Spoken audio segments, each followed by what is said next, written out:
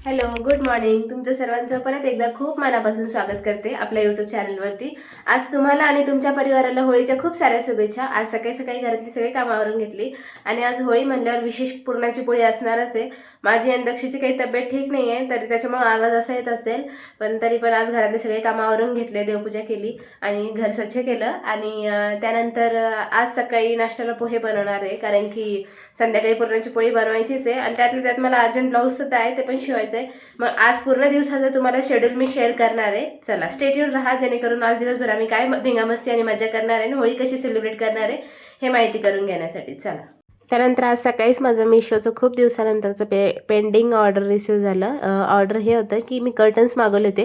ते मला मागच्या व्हिडिओमध्ये मी दाखवलं होतं की ते कर्टन्सची 2 पेअर असं दाखवत होते, पण ते एकच आलं. मग त्यालाच रिप्लेस केलं आणि मग 2 पेअरमध्ये मागवले आपल्या विंडोसाठी. त्याच्यासाठीच रॉड आणि साईडचे जे हँगर आहेत ना, ते घेण्यासाठी गेलं होतं. इथे सिलेक्शन केलं आणि त्यानंतर मग आम्ही ते घेऊन घरी परतीला निघालो. 11:30-12 वाजेच्या दरम्यानसुद्धा इतकं ऊन पडतं आहे. खूप दिवसानंतर बाहेर निघाले, त्याच्यामुळं जाणवलं. तुमचं इकडं सुद्धा इतकं ऊन पडतंय का, ते सुद्धा कॉमेंटमध्ये नक्की सांगा.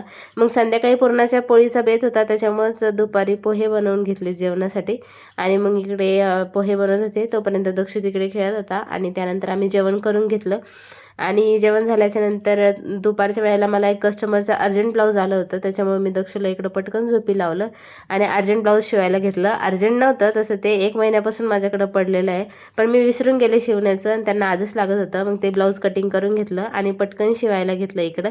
मी म्हणलं जोपर्यंत दक्ष झोपलेला आहे तोपर्यंतच हे माझं ब्लाऊज कंप्लीट होणार. पण मग त्या अगोदर मी काय केलं, इकडं ब्लाऊज कटिंग झाल्याच्या नंतर चना डाळ शिजायला टाकून दिली, जेणेकरून इकडं डाळ पण शिजेल आणि तोपर्यंत माझं ब्लाऊज पण कंप्लीट होऊन जाईल.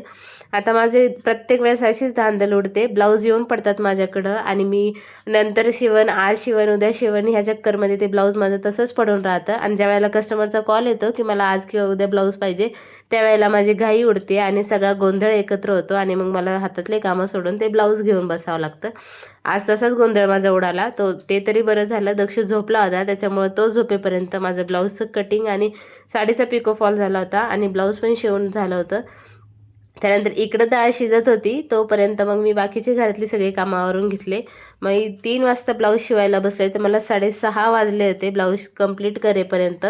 त्यानंतर मग मी स्वयंपाक हाताशी घेतला. यावेळेला आमच्या गल्लीमध्ये 7:30 वाजता सगळ्यांचा स्वयंपाक तयार झाला होता. माझ्या एकटीचा स्वयंपाक बाकी होता. मी पुरण तयार करून फ्रीजमध्ये ठेवलं होतं, भजे तळायला घेतले, आमटीसुद्धा तयार झाली ती आणि माझा भातसुद्धा तयार झाला होता, पीठसुद्धा भिजवून ठेवलं. ते म्हणलं चला आता पटकन भजे तयार करून घेऊ आणि नैवेद्यापुरतं ताट तयार करून घेते. बाकीचं स्वयंपाक पूजा झाल्याच्या नंतर करते, कारण की सगळ्यांचं आवरून झालं होतं, माझ्या एकटीचंच आवरायचं बाकी होतं आणि त्यातल्या त्यात मला साडीसुद्धा घालायची होती आज पूजा करण्यासाठी. तेच पटापट आवरून घेतलं आणि पूजेचं ताट तयार केलं. आज त्यांना पण वेळ नव्हता संध्याकाळी, जेणेकरून ते दक्षला सांभाळतील. त्यानंतर पूजेचं ताट आवरून मी खाली आले पूजा करण्यासाठी. होळीची तुम्हाला आज मी गोष्ट सांगते. हिरण्याक्ष आणि हिरण्यकश्यपू नावाचे 2 राक्षस होते, त्यांची बहीण होती होलिका. जेव्हा हिरण्यकश्यपूला भक्त प्रल्हाद जन्माला आला, त्यावेळेला त्याला हिरण्यकश्यपूला खूप तिरस्कार व्हायचा त्याच्या मुलाचा आणि खूप रागही यायचा, द्वेष व्हायचा त्याला.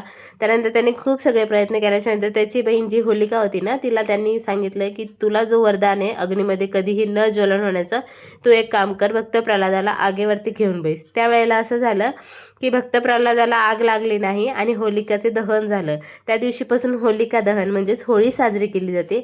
आपण होळी साजरी करतो, याच्यामध्ये आपला राग, द्वेष, नकारात्मक विचार, वाईट विचार, नको त्या गोष्टी त्याच्यामध्ये दहन करायच्या आणि पॉझिटिव्ह गोष्टी त्यातून घ्यायच्या. हाच होळीचा सगळ्यात महत्त्वाचा मुद्दा असतो. ही गोष्ट तुम्हीसुद्धा आत्मसात करा आणि तुमच्या मुलांनासुद्धा ऐकवायला पाहिजे. माझी आजीबाई प्रत्येक सणाच्या वेळेला काहीतरी गोष्ट सांगायची, तसंच तुम्हीही करायला पाहिजे. होळीच्या दिवशी मग आपला राग, द्वेष सगळं दहन करायचं आणि नवीन गोष्टीचा स्वीकार करून पुढं निघायचं. त्यानंतर मग आम्ही मस्त पूजा केली, दोघांनी सोबत सगळ्यांनी पूजा केली, दर्शन घेतलं, एकमेकीला हळदी कुंकू दिलं. त्यानंतर पूजेची पूर्ण तयारी झाली. त्यावेळेला दक्षू खेळत होता मध्ये मध्ये, त्याला आवडली पूजा करायला, कारण की दरवर्षी मी पूजा करताना इथं नसते, बाहेर कुठेतरी असते. त्यानंतर मग पूजा झाली, सगळ्यांनी बोंबाटा करत असतात की होळी रे होळी पुरणाची पोळी असा बोंबाटा होत असतो. त्यानंतर खोबरं भाजून नैवेद्याला ते खाल्लं. आणि आता शहरामध्ये तसं छोट्या छोट्या होळ्या व्हायला लागल्या, प्रत्येकाच्या दारामध्ये ज्याची त्याची होळी असते. पण गावाकडं अजूनही चौकामध्ये खूप मोठी होळी केली जाते आणि त्या होळीवरती 2 ते 3 दिवस पाणी तापवलं जातं. हे होळीचं खूप मोठं महत्त्व आहे. प्रत्येक सणाला सगळे मिळून एकत्र येतात, बोलतात. हे सगळ्या सणांचं महत्त्व आहे, विशेषतः आपल्या मराठी सणांचं. सगळ्यात मोठी गोष्ट, आज आपल्या चॅनलवरती 300 सबस्क्रायबर पूर्ण झाले. होळीचा सण होता, हे गुड न्यूज होती. दुसरी गुड न्यूज येईल की आज आपल्या चॅनलवरती पूर्ण 300 सबस्क्रायबर 300 प्लस झाले. 300 प्लस झाले. पण 300 हा खूप मोठा अचिव्हमेंट आहे आपल्यासाठी. खूप मोठा टप्पा क्रॉस केला 300 सबस्क्रायबरचा. त्याचा तर खूप मोठा आनंद आहे. त्याच्यामुळे आज जेवणामध्ये अजून जास्त चव लागणार आहे.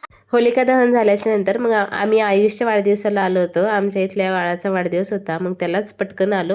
होळी सेलिब्रेशन झालं आणि मग त्याचा बड्डे पण सेलिब्रेट केला. लवकर आवरलं कारण की घरी येऊन जेवण पण करायचं होतं. त्यानंतर मला तरी वाटतं की आज होळीनिमित्त प्रत्येकाच्या घरी जेवणाचा हाच मेन्यू असेल, म्हणून त्याला स्पेशली डिस्क्राईब करण्याची गरज नाही. आणि जेवायला घेतलं, देवाला पण नैवेद्य दाखवला आणि मग त्यांना विचारलं की कसं झालं आहे जेवण. दक्षिण आणि त्याच्या बाबांनी त्याला ओके म्हणून असं डिस्क्राईब केलं आणि जेवण छान झालं. पटकन जेवण केलं. आज आम्ही खूप हॅपी आहोत कारण की तुमच्या सगळ्यांच्या आशीर्वादाने आम्ही 300 सबस्क्रायबरचा मोठा टप्पा क्रॉस केला. तुमचा आशीर्वाद असा आमच्या पाठीशी असू द्या आणि आपली फॅमिली अशी दमादमाने मोठी भरभराट घेऊ द्या आणि मोठी होऊ द्या. तुम्हाला आणि तुमच्या पूर्ण परिवाराला परत एकदा होळीच्या खूप साऱ्या शुभेच्छा. व्हिडिओ कसा वाटला, आवडला असेल तर लाईक करा. चला भेटूया अशाच एका नवीन व्हिडिओमध्ये. तोपर्यंत बाय.